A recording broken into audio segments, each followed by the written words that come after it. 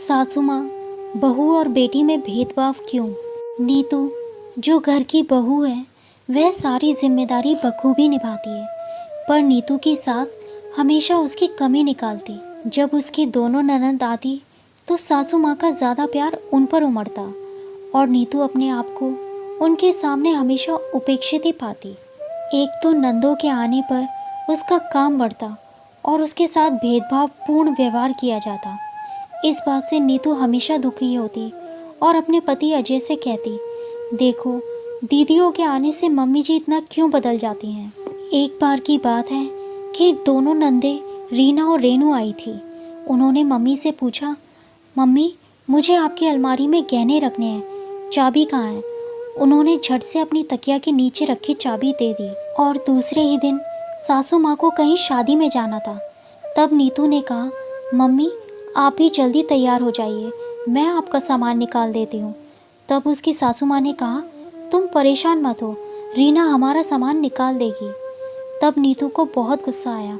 उसने पूछ ही लिया, मम्मी जब दीदी ससुराल में होंगी तो आप चाबी मुझे सामान निकालने के लिए नहीं देंगी क्या? आपके हाथ पैर कब तक चलते रहेंगे? आप दीदियों के आने पर इतना क्यों बदल जाती हो? फिर सासू माँ ने कहा, क्या हो गया अगर रीना या रेनू मुझे सामान मेरी अलमारी से निकाल कर दे दें तो? इस बात को मत बढ़ाओ। इतना सुनकर नीतू ने सोचा, दीदियों को कितने दिन रहना है। वो चुपचाप अपने कमरे में चली गई। इस तरह कुछ समय बीतने के बाद सासू माँ के कान का बूंदा लॉकर में मिल नहीं रहा था, तो उन्होंने नीतू से पूछा कि मेरा बूंदा कहाँ है? तब नीतू ने कहा, मम्मी जी आखिरी बार लॉकर रीना दीदी ने खोला था। उन्होंने आपको शादी में पहनने के लिए सेट निकाल कर दिया था और उन्होंने ही आपका सामान वापस लॉकर में रखा था।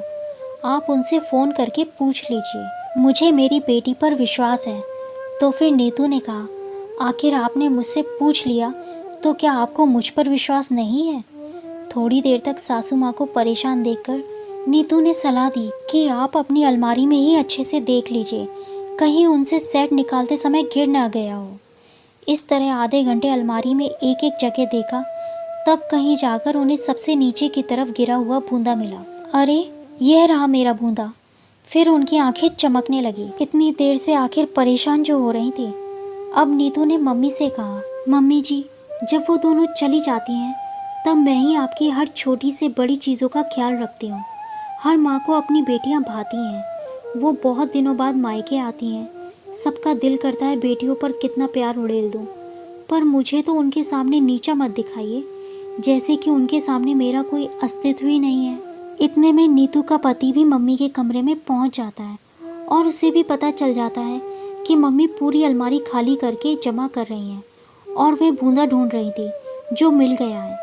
आज वो भी बोलता है, मम्मी आप दीदियों को खूब दो, मुझे ऐतराज़ नहीं, पर नीतू के साथ इस तरह व्यवहार मत करो, क्योंकि उनके जाने के बाद नीतू को ही सामान उठाना और रखना पड़ता है। उनके ना रहने पर आपको ही सबसे ज़्यादा परेशानी हुई। आप नीतू को बेटी भले ही मत मानो, पर बहू तो रहने दीजिए। आप दीदियों के सामने नीतू के प्रति वैसा ही व्यवहार रखिए जैसे आप हमेशा करती हैं। इस तरह आज मम्मी जी को लगा कि अगर नीतू ने गहने उस दिन रख दिए होते तो मैं आज परेशान नहीं होती। थोड़ी देर बाद नीतू ने ही कहा, मम्मी जी आप बहुत थक गई होंगी, मैं आपकी अलमारी जमा देती हूँ। उसके बाद नीतू की सासू माँ ने कहा, सही कहा नीतू, अगर तू सामान उस दिन भी रख देती तो मैं इतना परेशान नहीं होती। दोस्तों, बहू ही आखिर समय तक तन मन से सेवा करती है, तब भी उसे बेटी की जगह क्यों नहीं मिलती? ऐसा क्यों? कहानी पसंद आई हो तो प्लीज़ मेरे चैनल को सब्सक्राइब कीजिए। धन्यवाद।